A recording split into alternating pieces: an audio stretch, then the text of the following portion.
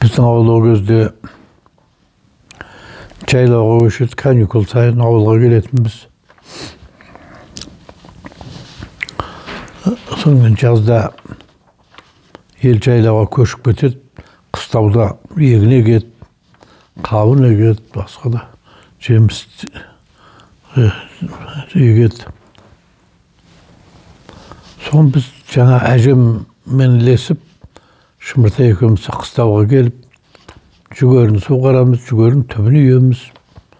Қауындарымыз егеді, пияз егеді, картошка егеді, соның бәрін түбін үйіп, соны күтетін едік. Күнде келеміз. Ашыған көжені дайындап қояды, апам. Соны аламыз да әжем үшеуміз, Шымырта үшеуміз қыстауға келетінбіз. Әжем соңғақ, ұзын бойлы, әппақ, сондай кісі болатын.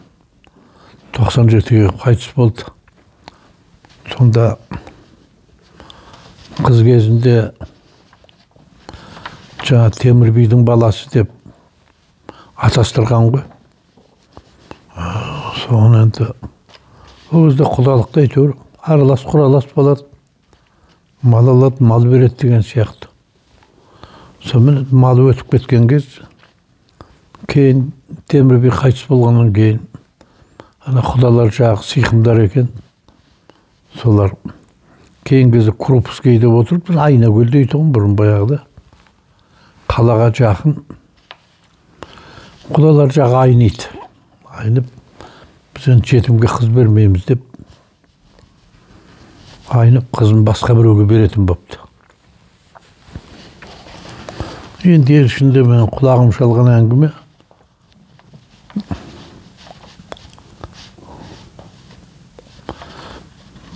Бір күні жаңа бұл кісінің атастырған жігіті Темірдің баласы Қожамқұл ғой.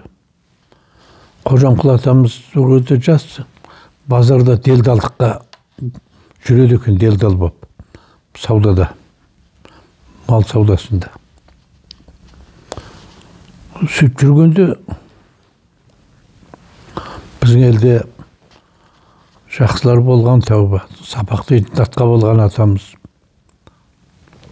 Өте белгілі кісі болған. Саңырық батыр шыққан, ақтан берді жырау, ақтан берді батыр шыққан жыр. Кейін ақтан берді ошақтан шыққан, байылынан шыққан бір бай кемістіп бір қорлағандай болған ба, сөйірді соны сойылға жығып, Семей жағына көшіп кетіпті. Шамасы сөйірді оқысының нағашылар, шаншықлар сол Аягөз жағында, сол жаққа көшіп кеткен кейін, сол Семейге сол жағына сіңген кісі. Ана жыл бір дауласып, ол біздің шежіреде бар, ол атақты Бек Тавасарұлының Түптіқиялының өзін бешейін дейтін кітабында да бар. Ол кешегі халықтың қорғаны болған Абылаймен тізе қосып, қазақты жоңғардың шапқыншылығынан азат еткен батырдың бір атақты батыр, бас батыр, Қабанбаймен екеуі бөлек екен. Сол жаққа көшкен. Қабанбайдың тәрбиешісі болған адам, Ақтанберді дейтін кісі, өзі жырау, өзі батыр атақты. Ана жылдар осын жазғанымда маған бірталай жұрт қарсы айтып,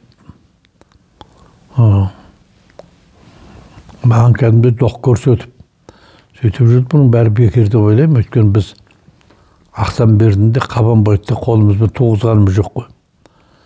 Оны ел біледі, халық біледі. Бірақ сол біздің шежіреде де жазылған. Сол Ақтанберді бабамыз сол жаққа сіңген, Найманның ішіне.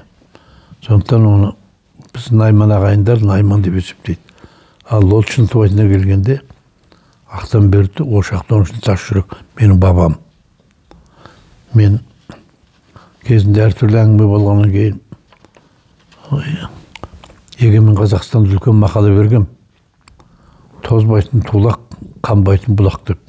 Сонда қабдеш еді осы мәселені көтеріп жүрген Жұмәділов. Сонда сол Ақтанберді мен бабам ұру осылай болады, Ошақтың ішінде тас жүрек десем, қабдеш сенер ме екен, сенбес пе екен деп жазғам. Содан кейін қабдеш осы дауды қойған еді. Жатқан жер жайлы болсын. Сол жаңа айтайын дегенім, сол жаңағы біздің Қожамқұл атамыз Темірдің баласы Таразда, қазіргі Таразда, ол кезде Жамбыл ғой, сол кезде Тараз ол. Сол Таразда Әулиеата ол кезде. Әулиеатада базарда делдал болып жүреді екен, мал базарында. Сөрді жаңағы Сапақ дейтін датқа шыққан дедім ғой біздің елден. Сапақ датқаның Ошақтың үстінде тас жүрек. Сапақ датқаның балалары болған, басқаларын білмеймін. Жолшыбек, Тойшыбек деген атақты балалары болған батыр өздері. Сосын енді оғысының Сапақ датқаның Шәрдербек, Зиябек деген балаларын көрдім мен өзім. Кейін Зиябек Жәкеме барып үйіне бір демалысқа келгенде Жәке датқа атамыз туралы не білесіз, әңгімесін айтып беріңізші, мен жазып алайын дегенде, ой Құдай-ай, қай-қайдағын не қыласың айтып деп, қырсықты ол кісі қырсық көнбей қойды. Сонымен бір әжептәуір ойымда жүреді, датқа атам жайында жазсам деп, сонымен бәрі қалдым. Біз енді Жолшыбек, Тойшыбекті көргеніміз жоқ. Соның Жолшыбегі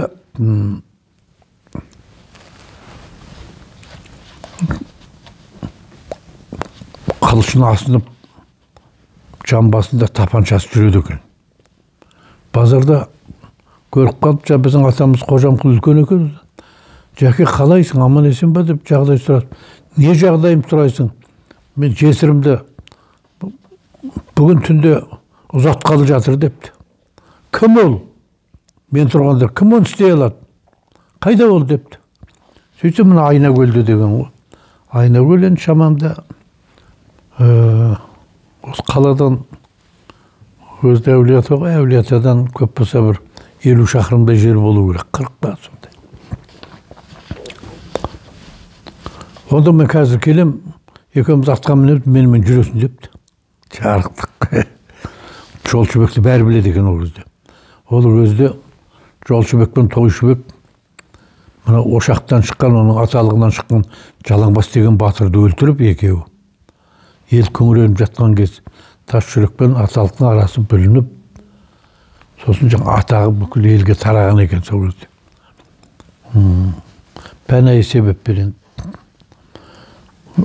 сөйтіп барып, өзі бір атта етегіне бір ат алып келіп жетектеп. Сөйтіп ағасы мінгізіп, жаңа Қожамқұл атамыз мінгізіп, екеуі Айнакөлге тартады ғой. Ымырт жабыла келген екен. Келсе, жаңағы үйді сұраған, үйін қай үй екен. Келсе, үлкен 6 қанат үйді іші толған адам Жолшыбек. Ол кезде маса қалың ғой, маса қалың. Саздың әдетте жайлауда сазға тегеді үйді. Сөйтіп оны не болады? Жаңағы есік. Есікті түсіріп қойған ғой. Соны қамшымен ашыпты ғой. Жолшыбек. Қыз қайда депті. Анам бәрі ұшып кетті, Жолшыбекті біледі. Жаман қорқыпты. Сосын мұны көрші үйде деп сөйтіп, ән салып, бәрі сөйтіп отыр екен. Сол ағасын алып, біздің атамыз Қожамқұлды алып келіп, қайсысы қай қыз, кім бұл депті. Біздің жеңгеміз қайсысы депті. Мынау деп жаңа біздің әжемізді көрсеткен ғой сөйтсе. Тордыңнан депті. Ешкім деген мапты ғой. ешкімін дей алмаған. Сөйткенде атқа мінгізіп қалыңдықты. Өз жүрейінде батыр екен. Жүгі түйеге артылған, сол түйені жетектеп ауылға алып келді. Ешкім білмейтін көрінеді. Ауылға алып келген. Ауылға алып келіп алып, келіндеріңді алып келдік депті. Жұрт сенер сенбесін білмейді. Сол келгеннен кейін жаңа біздің Қожамқұл атамыз айтыпты ғой. Жаңа Жолшыбек інісі ғой енді. Құдай сақтай көріп. Біз білмейді екенбіз ғой Жолшыбекті. Жолшыбектің түрінен шошып кеттім. Мұны ашуланғанда бетінің түгі сыртынан шықты деп. Андыздап сыртынан шықты деп сөйдепті. Сол әжеміз 97 жасқа қайтыс болды. Әсіресе Шымыртай мен әжем баласымын деп жүретін еді.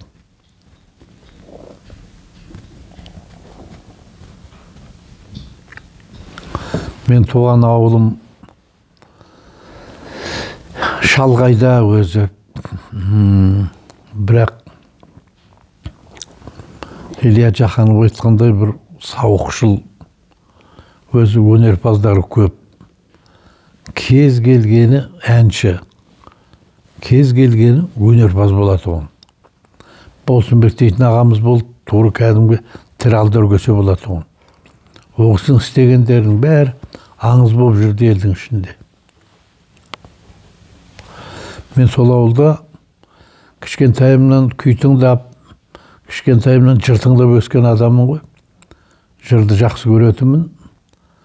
Сол біздің елге қалай екен білмеймін, не себептен. Мына көрші жатқан Сарсудан, мына біздің Ильяның туып өскен жері. Сарсудан Шәмшілда деген кісі көшіп келді. Өзі біз баламыз ғой. Әйел апамыз бір сұлу адам болады. Өзі де бір әдемі кісі, әдемі киінеді. Неге көшіп келгенін білмеймін әйтеуір. Шәмшілда тама дейтін. Сөйтсем кейін Илья айтты маған, ол кісі тама емес еді, негізі ол кісінің арғын болатын деп. Арғын атаның баласы деп. Кім болғанда да сондай жақсы кісі еді. Сол Шәмшілдағы атақты күйші сол жақтан сүгір келеді. Сүгір күйші. Мен сүгірді көрдім. 2 рет келді, басқасы есімде жоқ. Сонда Шәмшілда мен жегжат екен, Шәмшілдаға келеді екен. Ал Шәмшілда кейін атағы елге кеңінен тараған Боранқұл дейтін күйшінің нағашысы әрі ұстазы. Боранқұл өзінің атын ұмытып отырмын, қазір інісі біздің елде Сапарбек дейтін ағамыздың қыз Ұлтайды алған еді. Біздің елге, оның інісі, біздің елге күйеу. Өзі сонда Боранқұл бізге құда болып келеді. Солар келіп, сосын бір Қалыбектің Зиябегі дейтін болды, осы бізге күйеу.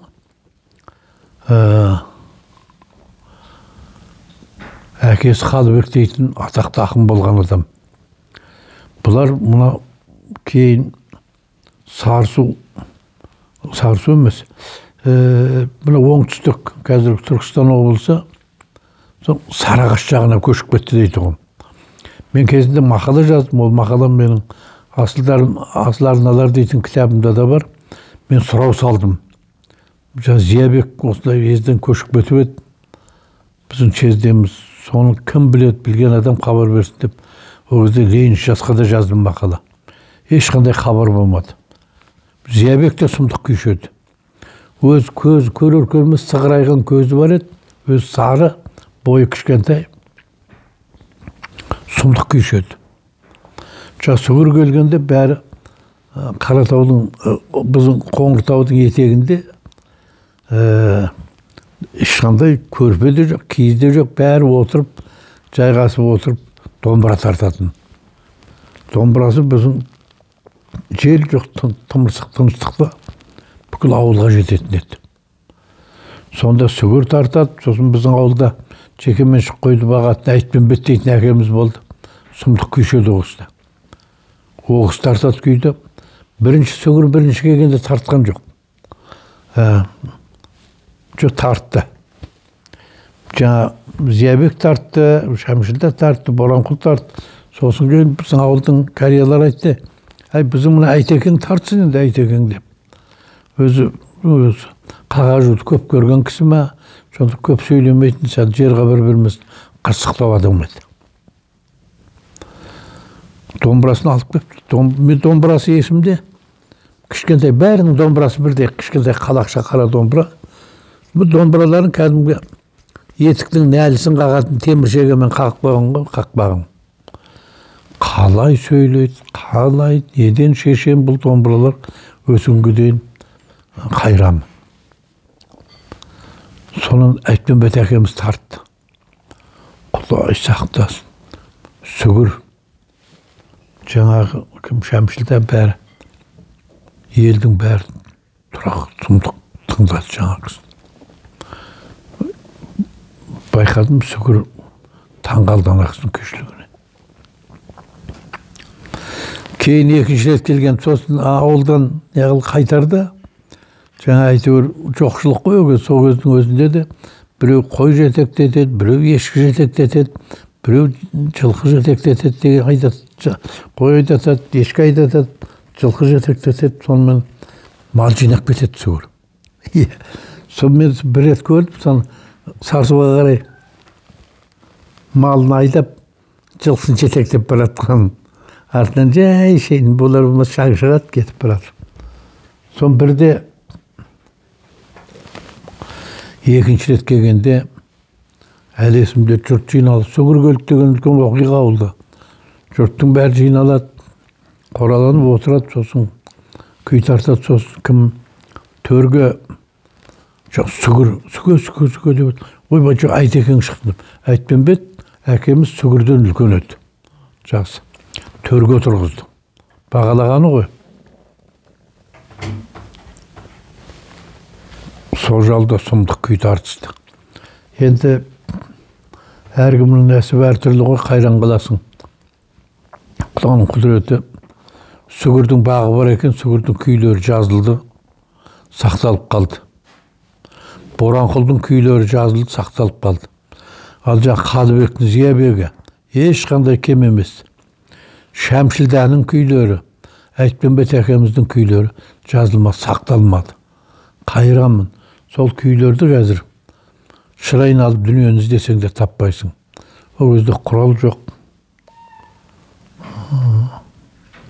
Өкінемін осы уақытқа дейін.